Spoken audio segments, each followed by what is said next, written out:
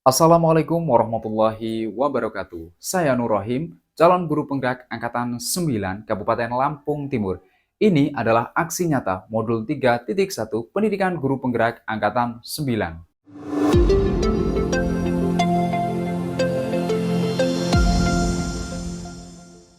Pada aksi nyata ini, saya mencoba mempraktikkan proses pengambilan keputusan, paradigma, prinsip, dan pengujian keputusan berdasarkan nilai-nilai kebajikan sebagai seorang pemimpin. Pada tahun ajaran 2021-2022, di sekolah kami mendapati satu kasus, yaitu ada peserta didik yang sangat jarang masuk sekolah. Setelah diketahui dan dianalisis bahwa peserta didik tersebut tidak masuk sekolah dikarenakan peserta didik tersebut adalah bekerja untuk memenuhi kebutuhan keluarga, mengingat anak tersebut adalah anak yatim dan tinggal bersama ibunya dan menghidupi ibunya. Setelah melaksanakan koordinasi dengan wali kelas, guru BK, dan mendapat persetujuan dari kepala sekolah, kemudian saya sebagai wali kelas menyampaikan kepada siswa tersebut untuk tidak sekolah ketika memang betul-betul bekerja dan memintanya agar masuk sekolah ketika dia memang sedang tidak bekerja.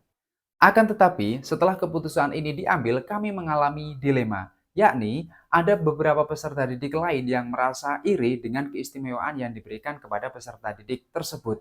Kekhawatiran lain yaitu adalah adanya kasus yang sama di tahun pelajaran berikutnya, mengingat kondisi keadaan ekonomi di sekitar lingkungan sekolah kami adalah sama, rata-rata menengah ke bawah.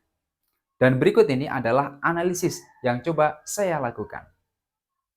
Dalam menganalisis kasus ini, saya menggunakan paradigma dilema etika, kemudian prinsip dilema etika, dan 9 langkah pengambilan keputusan dan pengujian keputusan. Paradigma dilema etika yang kami ambil adalah rasa keadilan dan rasa kasihan. Dilema terjadi pada saat guru memberikan keistimewaan kepada siswa tersebut untuk tidak masuk sekolah ketika memang betul-betul bekerja. Di sini terjadi dilema. Dilemanya adalah peraturan sekolah tidak membolehkan peserta didik untuk tidak masuk dalam jangka waktu tertentu. Akan tetapi, di sini sebagai seorang guru kami memiliki rasa kasihan terhadap siswa tersebut karena harus memenuhi kebutuhan keluarganya. Prinsip dilema etika yang kami ambil adalah prinsip berpikir berbasis rasa peduli atau care-based thinking. Prinsip berpikir rasa peduli dipilih karena bertujuan untuk memberikan kesempatan kepada peserta didik agar dapat melanjutkan pendidikan agar mereka nantinya benar-benar menjadi orang yang sukses sesuai dengan pekerjaan yang mereka ambil.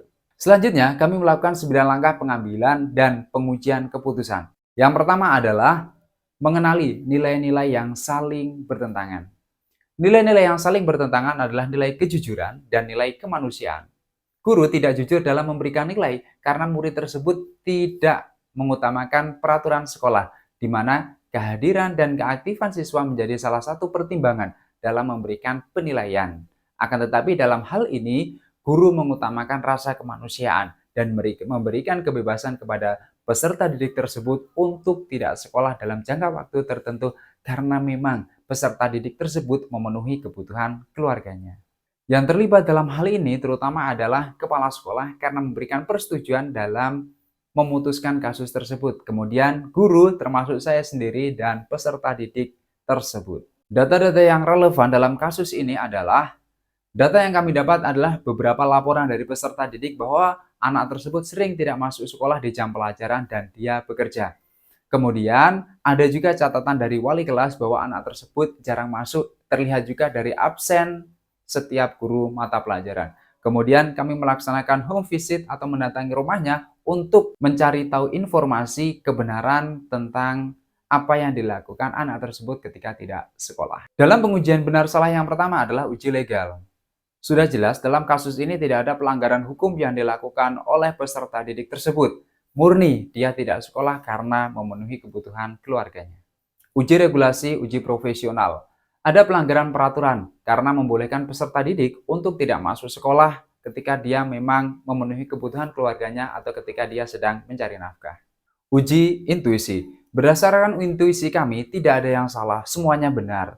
Karena siswa tersebut tidak masuk sekolah karena untuk memenuhi kebutuhan keluarganya. Sementara peraturan sekolah tidak selalu bisa kaku. karena kami juga memiliki rasa kasihan agar anak tersebut bisa menyelesaikan pendidikannya di sekolah kami. Uji publikasi yang kami laksanakan adalah sebatas menyampaikan publikasi kepada peserta didik lain, agar peserta didik yang lain tidak memiliki rasa iri, tidak memiliki rasa dengki kepada peserta didik tersebut karena telah diberikan keistimewaan.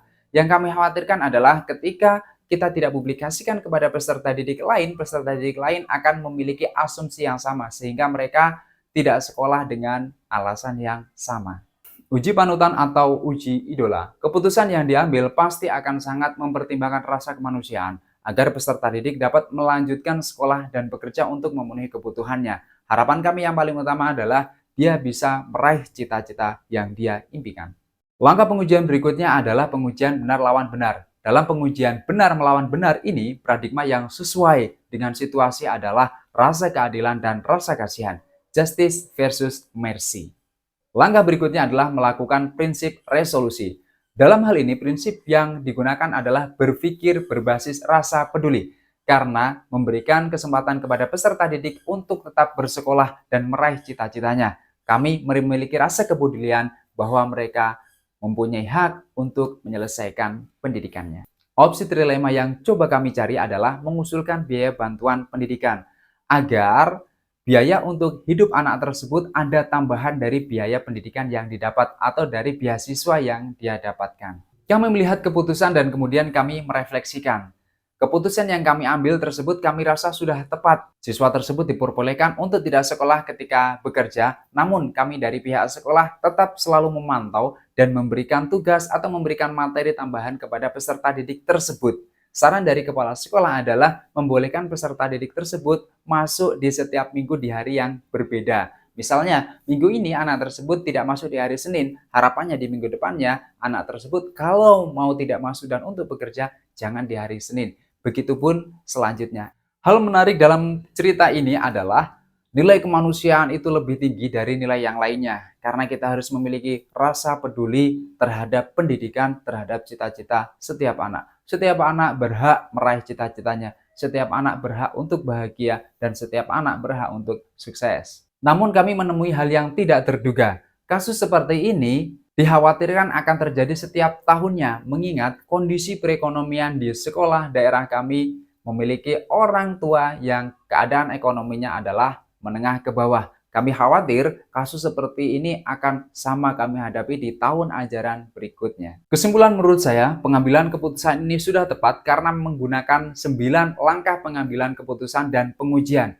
Sehingga tidak ada pertanyaan lanjutan dalam keputusan tersebut. Dan keputusan tersebut sudah tepat. Harapannya, keputusan yang kami ambil bisa berdampak positif untuk semua pihak. Terima kasih, sekian video dari saya. Semoga video ini bermanfaat, semoga video ini menginspirasi. Salam guru penggerak. Assalamualaikum warahmatullahi wabarakatuh.